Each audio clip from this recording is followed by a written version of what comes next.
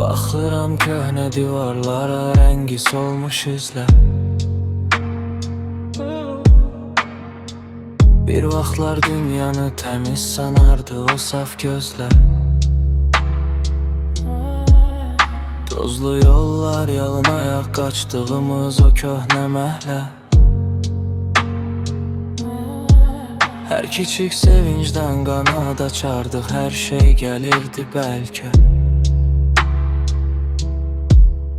O məsum baxışlarda yox idi sərhəd, yox idi hüdud. Göylər bir ovuc idi, hər tərəf ümid, hər tərəf sükut. İçimdəki o uşaq hələ də oyaqdır bilirəm. Yıxılan xəyallarıma tək o dayaqdır. Görürəm, gedirəm mən gələcəyə, qəlbimdə o uşaqdan qalan iz. Xəyallarım sahilim, o uşaqsa bitməyən bir dəniz. Dünya dəyişsə də o içimdə hələ də qalibdir. Məni mən edən bu qaranlıqda o saf dünyadır.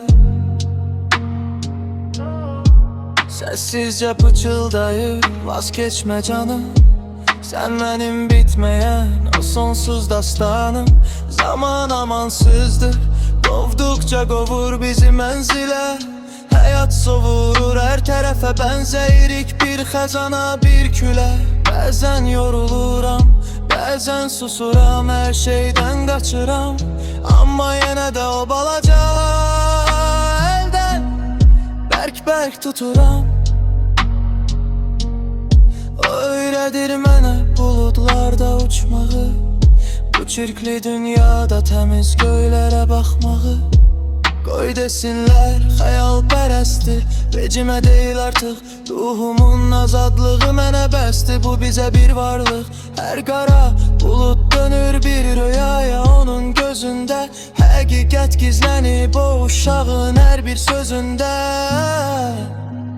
Gedirəm, bir daha gəlməyəcəm o köhnə günlərə. Amma uşağı aparıram özümlə bu hüzünlü illərə. Vaz keçmə, sən mənim dastanım.